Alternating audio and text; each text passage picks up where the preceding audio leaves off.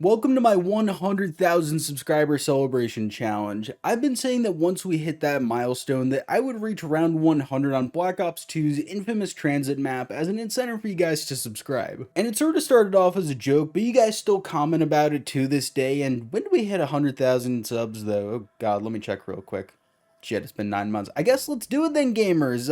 Yeah, it's time to do it. And contrary to my tone thus far, though, I have actually been trying to get this done for almost a year now, and I hadn't actually forgot about it. I no longer have some of the original recordings, but anyone who's played original TranZit knows that it's kind of difficult. Maybe not as difficult as a map like Shangri-La, but still 10 times as difficult as a map like Revelations from Black Ops 3. It definitely falls on the harder end of the scale, so to save you guys some time, I will summarize how those first 25 or so attempts went. I died a lot, and that concludes the summary, so yeah, clearly I wasn't going to get it done that way, and I needed to find another solution to my problem. Well, you guys do always tell me, hey Luke, why don't you play Black Ops 2 Plutonium? So you know what, let's load it up, and while we're here, let's play a few rounds of TranZit, and oh, that's a little bit different. Why are the colors so weird, and why do I have a feeling that a few more changes will become apparent in time? Yes guys, welcome to TranZit Reimagined by Ultimate Man, my friends. I had actually not been able to play this version of TranZit for months because I kept messing up the file configuration and I probably spent 20 hours or so troubleshooting it, but here we are finally. This is where we can finally make a real attempt at getting our challenge completed. The early game on TranZit Reimagined is basically the same as every other game of TranZit. You get out of the spawn room, run through a giant empty area because the fog has been removed, jump across some lava that doesn't deal any damage to you, and then realize that you don't have any points in the bank. Damn, that one hit too close to home. I don't have any points in the bank in real life. Damn, that just got real too quick. Then I spent the next 10 minutes running across the entire map just to get some form of gun, and I ended up with your reliable, the Galil. This is one of those guns everyone is nostalgic for, but never really gets talked about for some reason when bringing up the older Call of Duty Zombies games, but that's probably because it doesn't really have a crazy iconic look like, let's say, the ray gun does. Even though everybody used it as a kid, and oh well, before I get sad about the Galil being forgotten, you'll notice that I'm actually grabbing jet gun parts, and that's because as part of the challenge, I need to only use the jet gun on high rounds. For anyone who's ever seen a TranZit high round, you do need the jet gun at some point anyway because stuff stops killing after round 50, but I sort of have to use it a little early on. And as anyone who still has nightmares about it will know that the jet gun is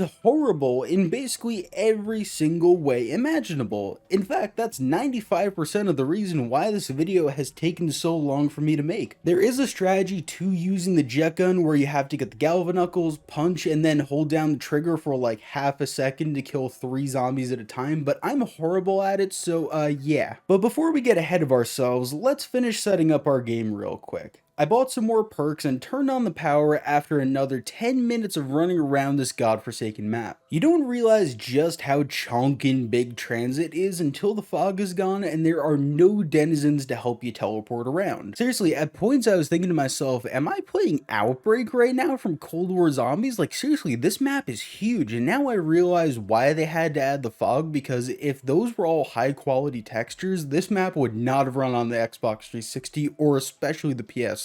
Still though, curse every single thing about building the jet gun because all of the parts are in remote locations of the map and can take up to 4 minutes per part just to get something that's gonna break in 30 seconds and probably kill me instantly. Oh well, you know what, at least we got it done, I guess. And because the Mustang and Sally is also part of the strategy because it's the absolute best thing to use on high rounds for insta-kills, I suffered through some more running and opened up Pack-a-Punch. Now, I do kind of feel bad for lying to you guys this whole time, but I have a confession to make. The jet gun isn't that bad. In fact, I should probably be more honest about that and say it, the jet gun is actually the best wonder weapon in Zombies history, but there's a catch to it. You see, the reason that I chose to play TranZit Reimagined for this video is because of one simple change, and it's not about the colors or the fog being removed or anything like that. It's the fact that in this map, they removed the overheating mechanic from the jet gun. Yep, no need to worry about it breaking and no need to run around waiting for it to cool down constantly. but at first glance you don't actually realize how much that really breaks the damn thing, and you'll see what I mean in a few minutes. Hell, I was the person playing the game and I didn't even realize just how broken it was for a really long time. And I guess that's evident by the fact that my first training spot was over in the lava pit next to town and I was barely using it. Man, that's just a really fucking weird sentence to say as well, because if you're someone who grew up playing this map, you know that everyone died trying to cross that lava, especially early in the game, so to be able to say I was running around in it just feels weird. But after a few rounds, I felt like mixing things up, so I transitioned into training zombies at the side area to spawn, and I gotta say, this is low-key one of my favorite training locations ever. There's enough space to where taking it down is really quite difficult, but not impossible, especially if you're trying to play quickly or lose focus on the spawns. After an hour of training here, I knew spawns inside and out, so once an insta-kill came around, I was ready to absolutely shred through them with the Mustang and Sally before getting back to my normal trains with the jet gun. In the footage, you can even see I still haven't caught on yet, because even by round 53, I'm still playing cautiously with the jet gun, just trying to make sure that I don't screw up too badly. And that's because in my head, it's still the jet gun, the worst wonder weapon ever added to zombies, and I needed to remember that. But seriously, holy shit, we're just getting started with this thing, folks. Let's also just ignore the fact that I was trying to have a horde of zombies get run over, but somehow ended up on an episode of the Bang Bus and took my second down of the game.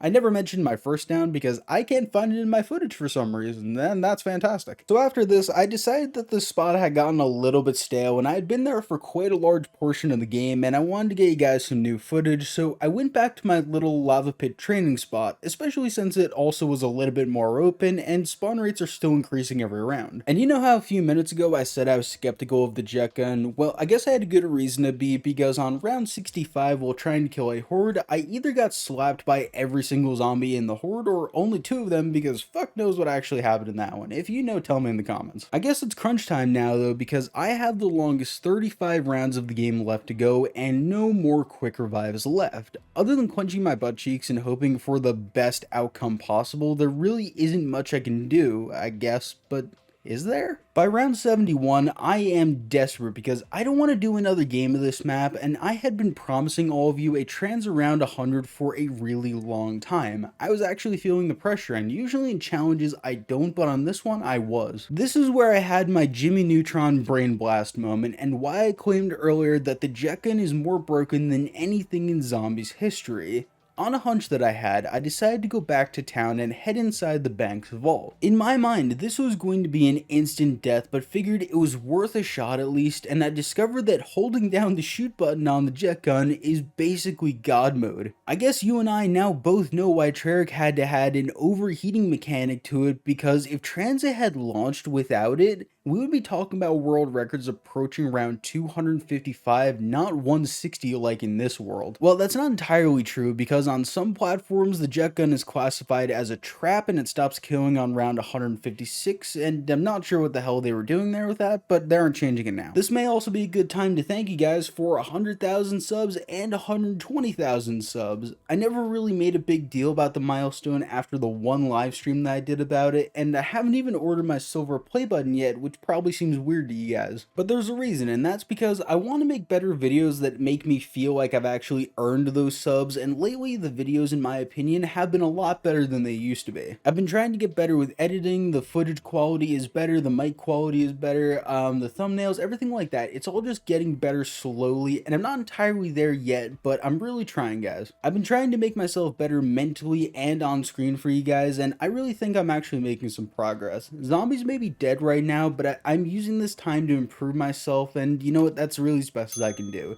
Either way, thank you guys for changing my life and letting me do my passion for a living. It genuinely means everything to me. Generic YouTuber cringe aside, anyway, let's get back to what you guys actually came here for. Yeah, needless to say that this strategy kind of broke this entire game open, but that's not where the story actually ends in this video. I was so disinterested in the strategy that we were running that on round 88 with no quick revives left, I headed around the map to spots where I knew there used to be camping spots in hopes that it would just be any bit faster. The first one that I tried in the power plant was really just kind of shit and caused me all kinds of frame drops, so after about 60 seconds of panicking and not thinking I would survive, I jumped down and got immediately pinned inside a small area where only a super clutch nuke managed to save me. Never in Zombies had I felt so dumb and so helpless as that moment, because fuck me man, I shat myself. I knew that if I had died like that, you guys would just laugh at me in the comments forever. After escaping the power plant entirely though, it was time to head into the cornfields, which lasted all of about 5 seconds because the spawn rates were too quick this time and it caused even more frame rate issues, so that one's out of the question. Last but definitely not least is the farm, where I sat at the bottom of the staircase inside the barn and it was somehow slower than inside the bank vault. I was actually banking on this one because I actually thought it would be a lot quicker, and it was so disappointing that it was just so much slower. Can't be right every single time, I guess, and seeing how as that was a failure, my brilliant idea was to try a spawn in town briefly before heading to the main spawn area. After absolutely smoking the bus in a foot race, I ran inside the terminal building and got slapped around while basically staring at the quick revive machine that had somehow not disappeared, and I could have gotten more quick revives. I fucking hate it here. Okay, let's just agree that I did in fact reach around 100. It'll be our little secret, alright? And while you're here, why don't you go watch that video about how I wanted to be the first person to reach around 100 with no kills in zombies. I think it was an absolute banger and you guys should definitely go watch it.